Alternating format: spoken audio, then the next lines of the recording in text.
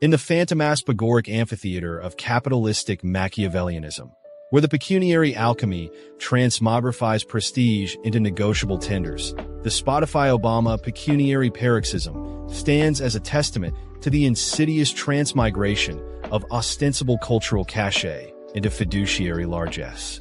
I think Obama's production team was behind it. I don't think Obama himself did anything. I think it's the same thing with Spotify, where the Spotify paid Obama's a bunch of money to make podcasts, and then they just hired a production company to make podcasts, but none of the podcasts had any viewers unless Obama was on them.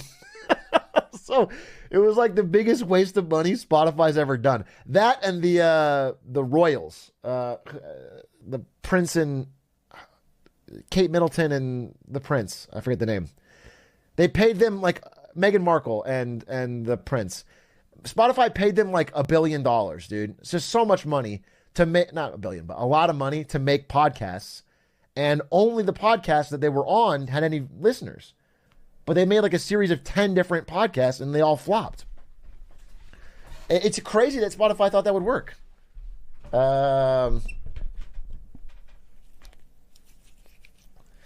Generational bag getters. Yeah, I mean, I guess. I feel like if you're talking about a royal family, they're like intergenerational bag getters. They've been getting bags since before our grandparents were born. You know what I'm saying? They're not just getting the bag now. They've been getting the bag for a long time. Rich people get given money for no reason, nothing new. It is true that it's easier to get money when you have money. That is just a fact. That is a stone cold fact. It is just easier to get money when you have money. It is insane. R greater than G, as they say. Wouldn't it be similar to the Twitch kick strategy where the goal is to gain market share and have a competitive advantage? Yeah, yes, that is their goal. But you don't gain any market share by making a podcast no one listens to. Do you understand? And spending a lot of money on that is actually, in a way, losing your company value.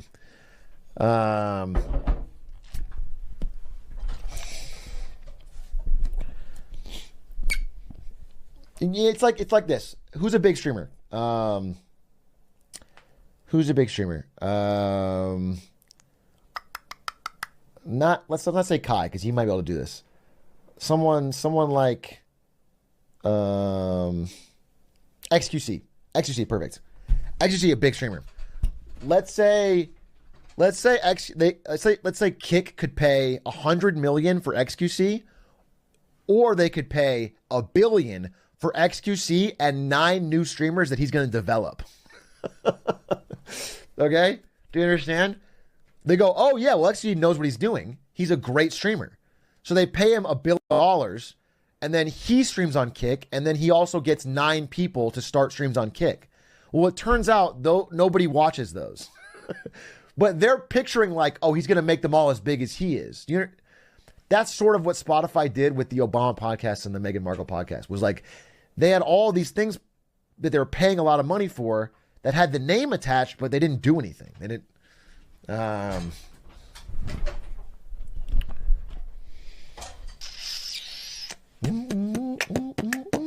Were Harry and Markle good podcasters to begin with? I think being a good podcaster is a skill, but you can also just be really famous. That also works. Fame makes you a better podcaster. People want to hear your mundane story. Because a podcast is so much dead air, you have to talk about whatever, right? You have to talk about a lot of things. And so they have to just be interested in that. And being famous makes whatever you're saying more interesting to more people. That's just how it works. So, like, they are fine as podcasters, but everything else they did was terrible. Everything they like, they're not good at finding podcast talent. Hey, Atrioc, curious how much value you think... Behold, the obfuscated legerdemain wherein Spotify, in an act of fiduciary phantasmagoria, exhumed their coffers with Sisyphean extravagance, entrusting their gilded ducats unto the ethereal oratorical potentiality of a post-executive Obama. only to find themselves ensnared in a quagmire of audio-centric inanition. Verily, the financial obelisk erected in homage to the erstwhile commander-in-chief and his media mandarinati bespeaks an intellectual folly of Olympian proportions, a misapprehension of the transubstantiative properties of fame, whereby one erroneously predicates that aura and authority, when grafted onto the medium of podcasting, shall, ipso facto, yield a prodigious harvest of oral disciples. Lo! The sanguinary hemorrhage of ducats from Spotify's coffers did not begin an empire of auditory disciples, but rather an echo chamber of negligible resonance, whereupon the utterances of the vaunted Obamas did alight only when personally imbued with their own vocal imprimatur. But let us not succumb to the facile misapprehension that this strategic blunder is confined solely to the post-Pennsylvanian domicile of Baracus Magnus.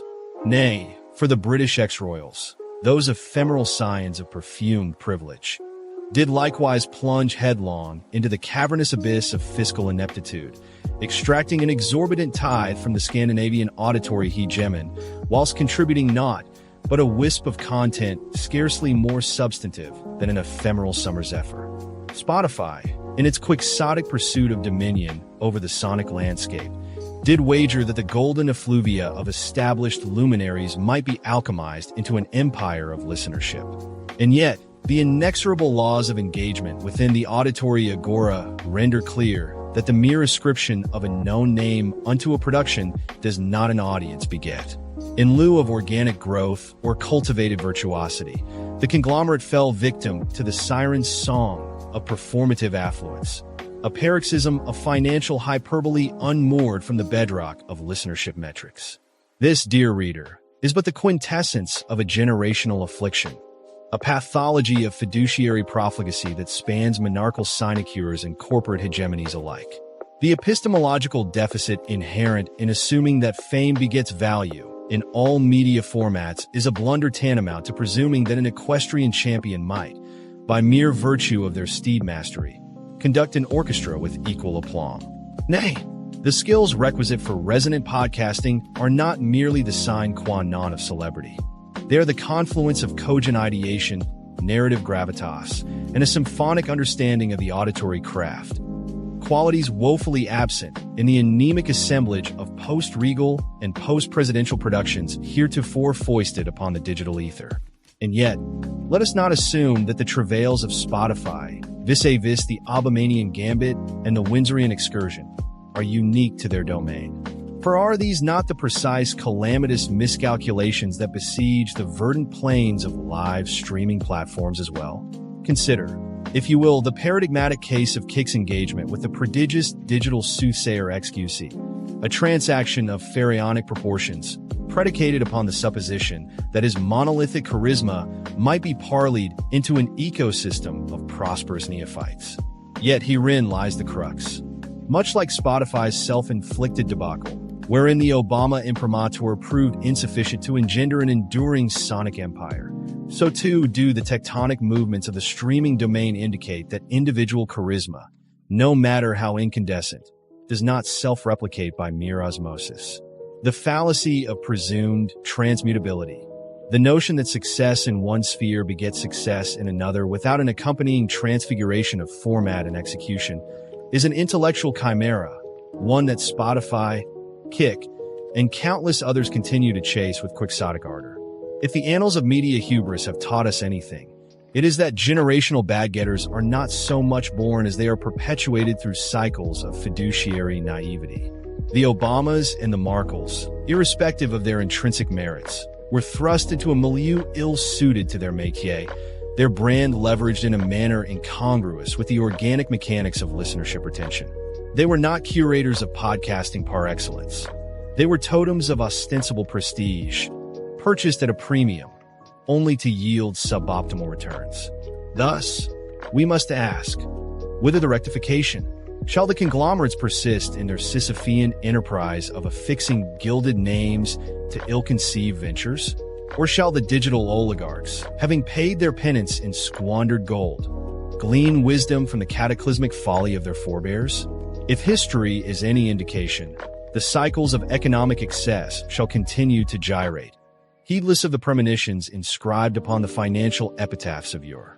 In the final analysis, let us not be blinded by the siren's call of grandiosity sans substance. For in the realm of the auditory, as in all disciplines of the digital age, skill and organic engagement remain the sine qua non of enduring success. And as for the great Spotify Obama misadventure, it shall remain an instructive parable of fiduciary imprudence, a cautionary dirge for those who would seek to manufacture relevance ex nihilo. Verily, dear reader, the marketplace doth not suffer fools gladly, and neither does the unforgiving dominion of digital engagement.